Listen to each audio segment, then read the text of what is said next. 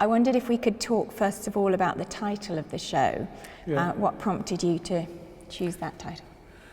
Well, the drawing I did in Jamaica, I went to Jamaica in February last year, around this time of the year, because it's Bob Marley and Dennis Brown, this reggae superstar's birthday.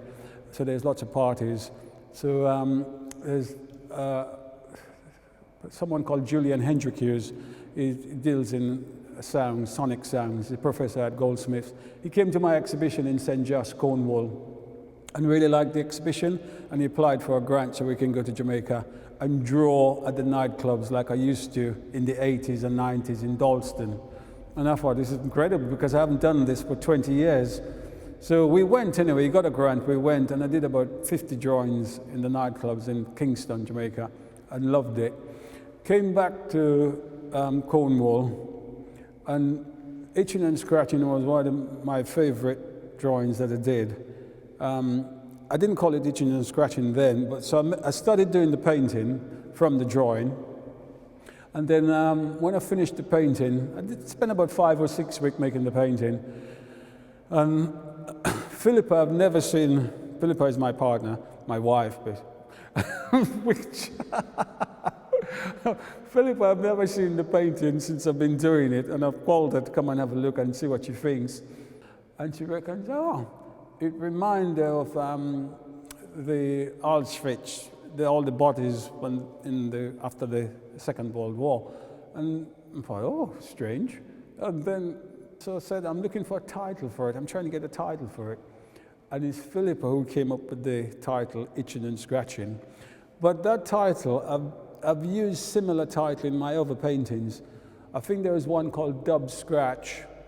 And because of what the DJs does with the record scratching, I've got a lot of title with scratching in the title. So Itchin Scratchin, Philippa came up with the title, and I thought really suits it because it's like gesture, and they're all moving about the dance, you know, itching and scratch, ants in your pants and stuff like that. I thought the title suited because the painting is about movement and action, you know, with lots of people moving about dancing in a big dance hall in Jamaica. Well, it's a big car park, basically, an outdoor. So Itchin and Scratching really suits it. Yeah. Yeah. So you found your painting language in the clubs of Hackney. Yeah. I wondered what drew you to that environment. Yeah, well, I lived in that environment, and the interesting things, when you live in somewhere, you tend to ignore it and look afar, which is what I was doing, I suppose, because my painting, when I started, I like Leonardo, then I went into more cubist things, so Picasso, Braque, and then the Impressionist, Expressionist, whatever. We used to go to Paris, Amsterdam every year when I was doing my BA at Central School of Art. Now, so in my second year, I knew I loved painting and that's what I wanted to do. But I have to find something that drives me, something that really means something to me, to hang all these colors and stuff on. So, I accidentally went to a nightclub, not to draw or anything. I like dance, so, you know. I went there to do probably a little bit of dancing, and when I was growing up, there were a lot of younger people had little sound systems and ghetto blasters and things like that. I got 5 young brothers, they were into music and stuff. So I went to a nightclub in Seven Sisters. That's where I first saw Jazz Shaka. And I thought, God, it's like a big room as this, probably bigger. And I thought, this is incredible. The energy in that room, the movement, the dance, the sound, you know, dub music. I thought, God, this is what I want. That's energy I want in my painting. So I went back with my sketchbook, my A4 sketchbook, rubbish, too small. So I decided to go with A1 paper next time, big, with compressed charcoal, Contes and stuff. And then I started making drawings to the length of a record, which was 4 or 5 minutes. And all these places were in my backyard. I grew up on Rectory Road. Dalston was only 10 minutes walk where all the nightclubs was. So there was Thebes, there were Four Aces, there were All Nations.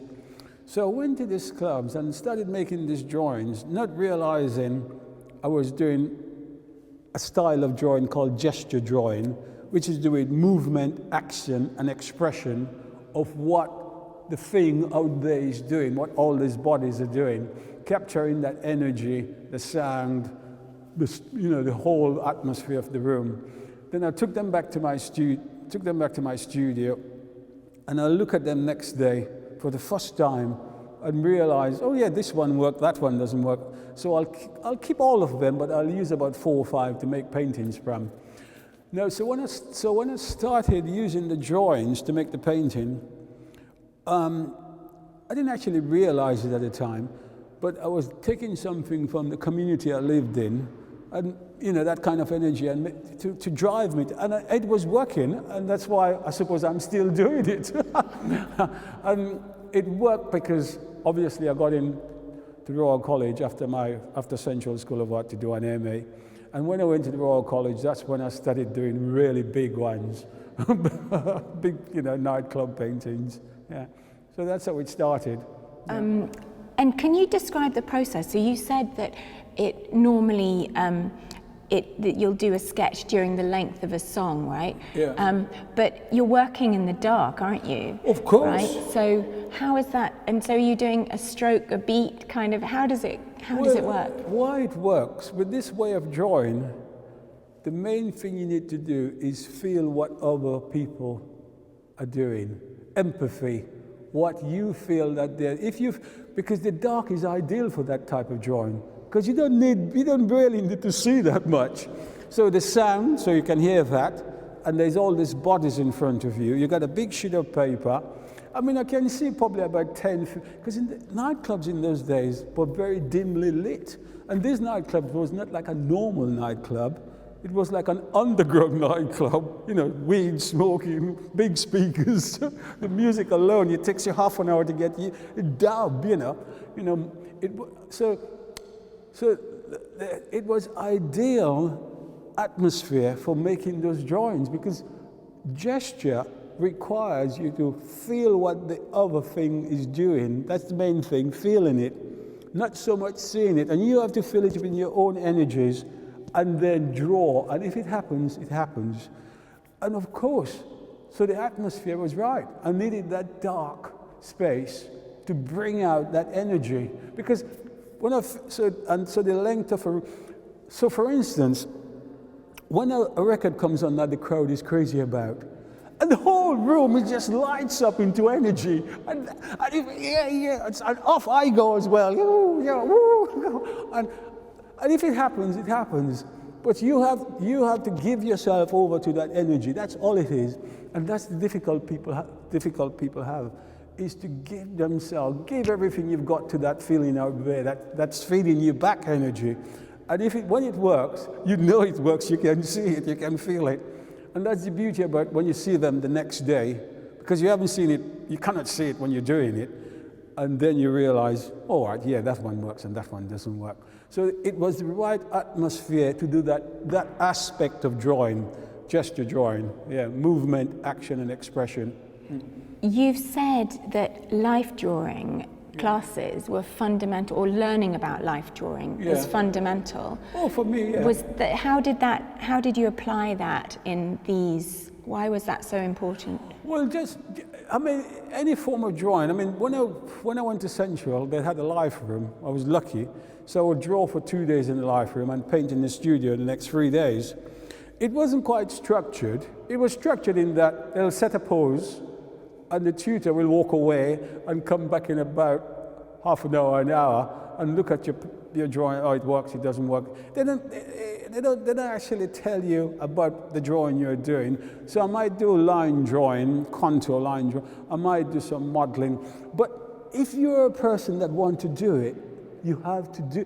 Art is to do it doing. The more you do, the more you understand. All right, the teaching might not be too hot,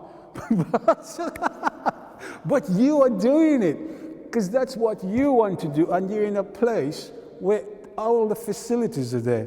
The art room, the life room is there, the model is there, and you are there, and you are doing it. And so you're doing. See, what they didn't do was quick poses. quick poses are like 1-2 minutes pose, where you just draw what the model is doing. There were long poses, which is a totally different way of drawing. So that drawing didn't suit what I really wanted to do, but it still helped me, because you don't just want to do what you want to do all the time. You have to go through everything to get to what you want to do. So there is gesture drawing, there is contour drawing, there is mark making, Vincent van Gogh, and there's brush and tone. So there's 4 different styles. Oh, there's mass and bulk, which I forgot, mass and bulk. And most people mix them up. Most of the time you're doing something, you're mixing line and mass. Now, the more you do, the more you understand which one is for you. And that's the thing about doing. You realize, oh yeah, I'm going towards contour, I'm going towards gesture, but you have to do it in order to find out. Yeah, so that was the beauty about me going there, because in the doing of it, I found out. And then when I stopped doing it, I went to the nightclubs. The nightclubs helped me, because I wasn't taught that way to draw at art school. But suddenly, I had to find a language to express what was happening in front of me. But I don't think I could have done that language if I didn't do all that other stuff in the life room. Yeah.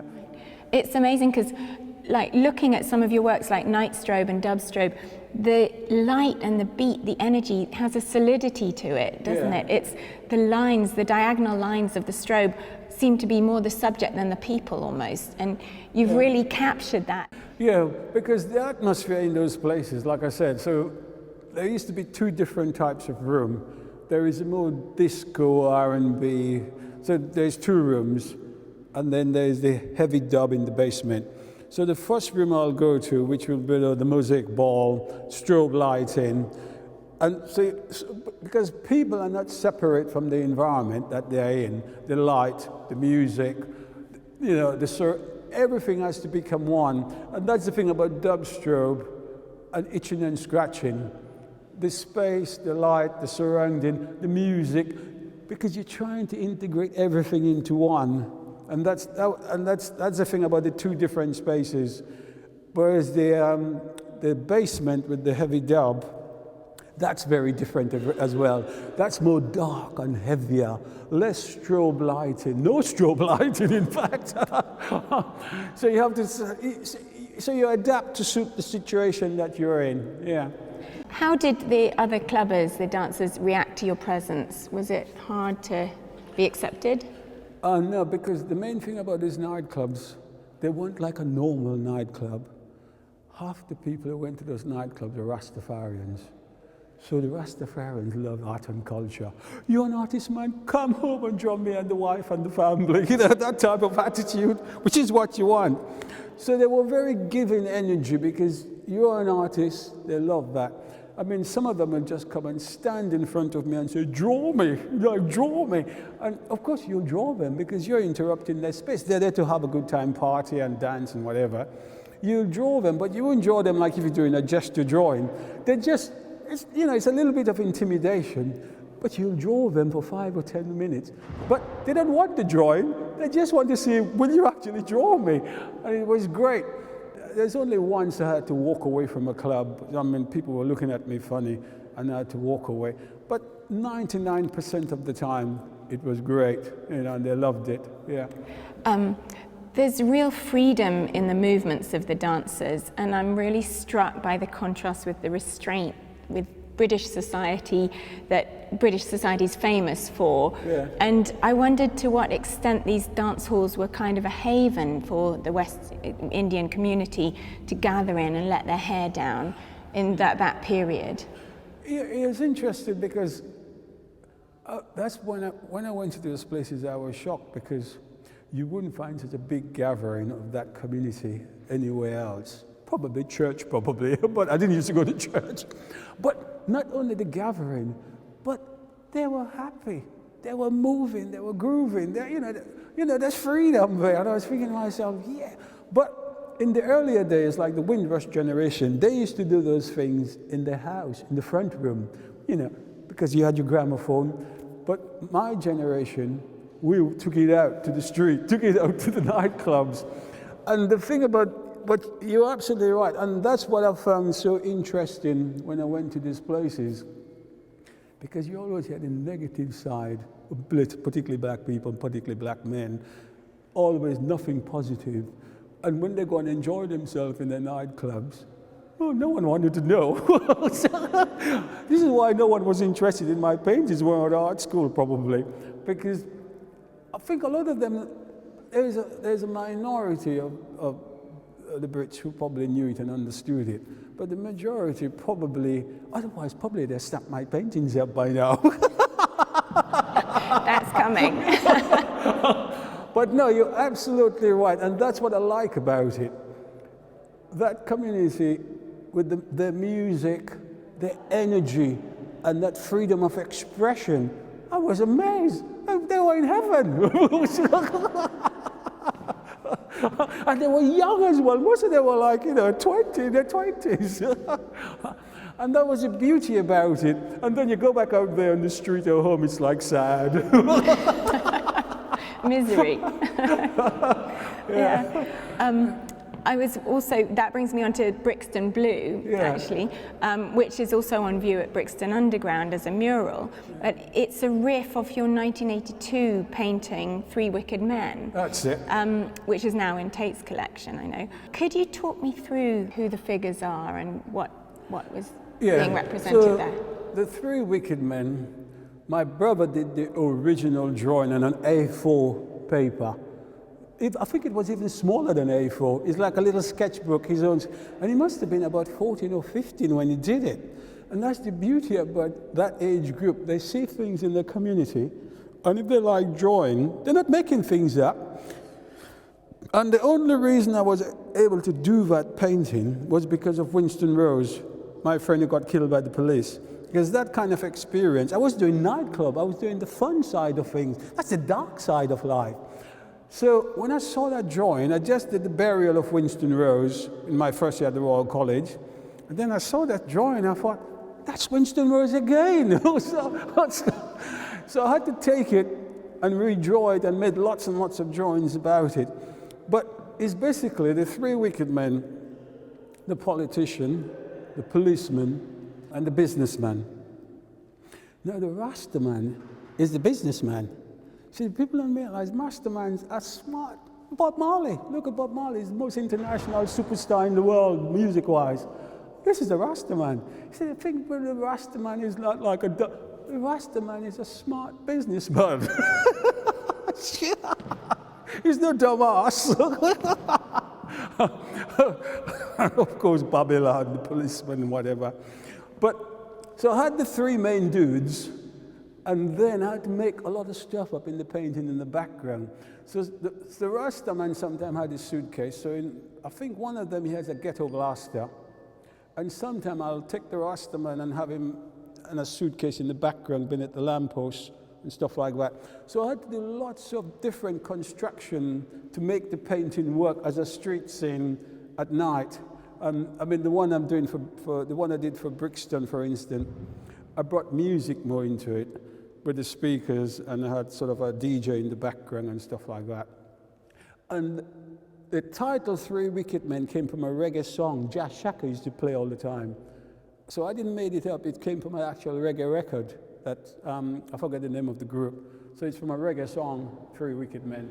But you also have Winston in there, don't you? Isn't his... Well, the thing about painting, that's what I was saying. To make a painting like that, because Winston, I knew Winston for about 5 years. He lived in the same house as me in Stokey. Then his parents moved. And then when I was at the Royal College, about 6, 7 years after, I was looking at the local news. I said, oh, Winston is on television. And he must have been 27 and killed in police custody. So it's so interesting me having the right tools, like painting skills, to actually make those paintings about someone like that. So I went to the inquest, I did my thesis on him, and it's when I did a thesis, I went to the inquest at Highbury, I think it's Waltham Forest Magistrate Court, and the gory details of how people get killed by the police was disgusting. It was horrible. So back to my studio, I thought, what shall I do? It's all this, all this horrible stuff. And then seeing Richie's drawing and realizing that's Winston Rose.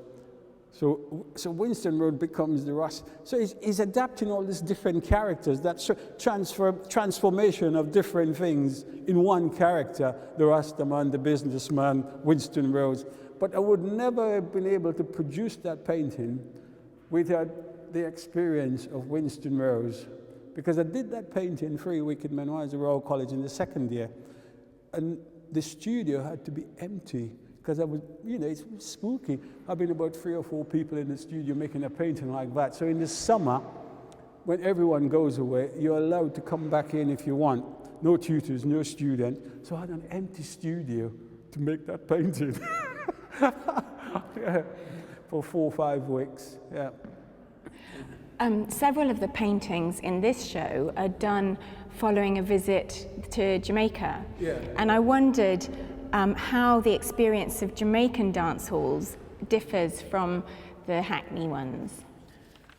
I mean, first of all, they're external, so they're out in the open space, they're not inside. Plus, to me the music was much better in London because it was in a room and you couldn't escape. Whereas in the open air, the sort of the music hitting your body is escape because it's just dissipating to infinity. The energy is the same, the mood, the dance and everything, because most of the people who go to those dance hall things in Jamaica in February are from London and New York. Half of them. But the energy is the same. And the thing about Kingston is you can choose, there's more variety. So you can go to a nightclub with people in their 50s and 60s, or you can go to a nightclub with people in their 20s and whatever, which we did. We go to all the different styles. So the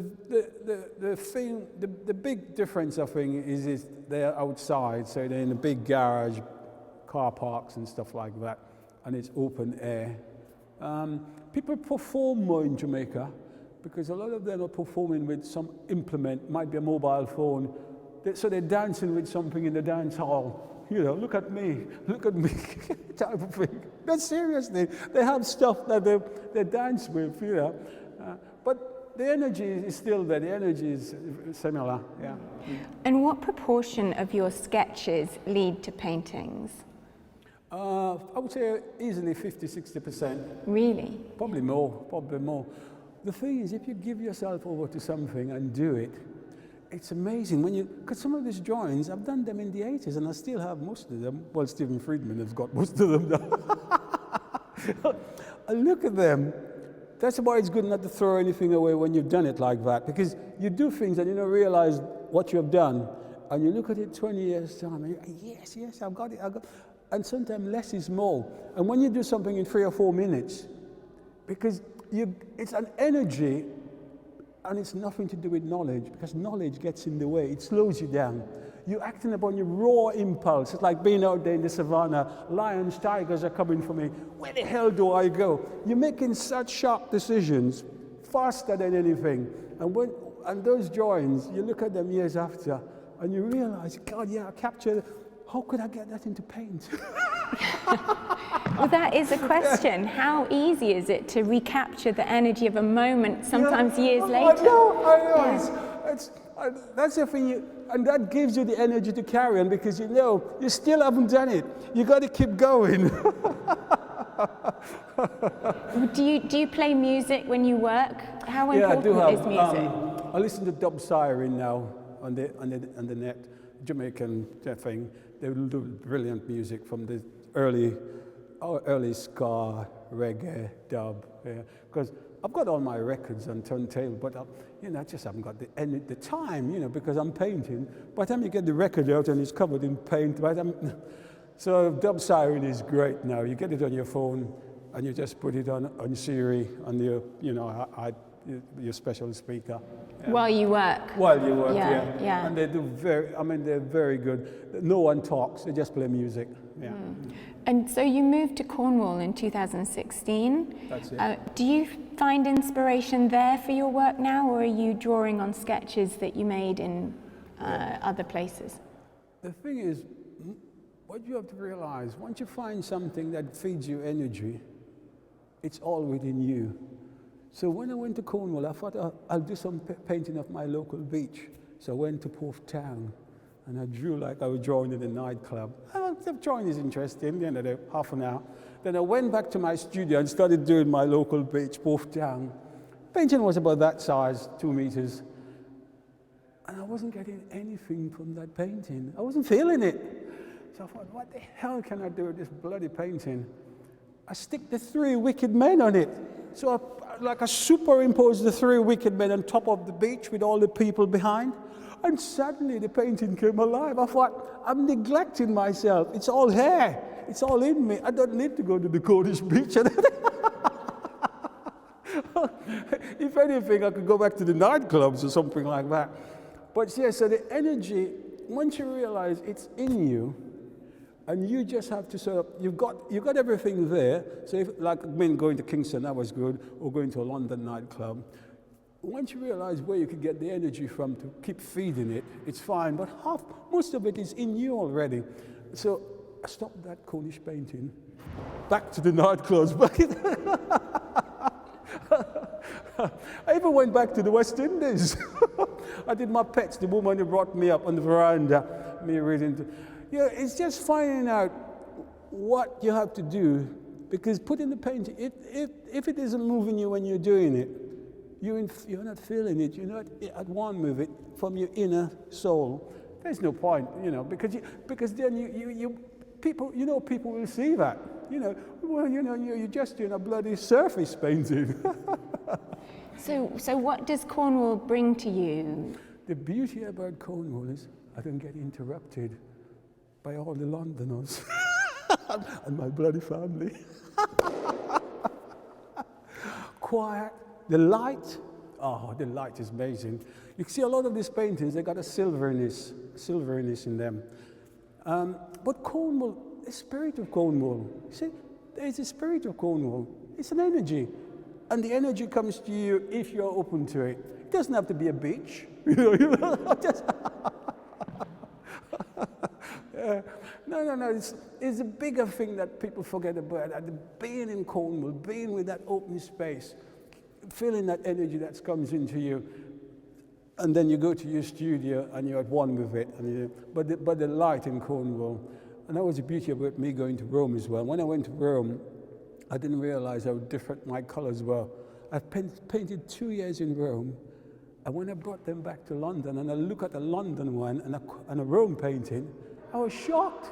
And I tried to paint as if I was in Italy for about 5 years after that, because the colors were so clear. But the Italian light, I mean, it's just a beautiful light. I mean, in London, you get that gray. It's good, but it's dark and heavier. Yeah. And it was great for the nightclubs. That heavy. Yeah. So this is a big year for you. You've got this huge show now, and you've had a big year last year. How does it feel to have all this attention suddenly now after being out of the limelight for a while? Well, it's great because I'm 64 now. I've been painting for over 45 years. And I've been painting. Occasionally I get into the Royal Academy, occasionally. Nothing has ever happened till Peter Doig came on the scene. And the thing is, I'm in a position where I can appreciate it now and talk about it and enjoy it. Yeah. But thanks to another artist, another brother, like Peter Doig, who saw my work in 1983, remembered it and liked it, and sent me an email in 2015, and he went in my junk mail, and my partner, Philippa, found it. And then I emailed him back, and then it started the whole thing. Yeah, but I'm enjoying it. It's fun, but it's what I've always been doing, and this is why all these things are so well coordinated. I couldn't have planned it better. So I retired at 60 from teaching of 30 years. Suddenly, Peter Doig came on the scene. I had all the time to paint and all the time to do things like this. So I couldn't have planned it better. I did everything work just right. Congratulations, it's a spectacular show. Yeah. So thank you so much, Denzil. Okay.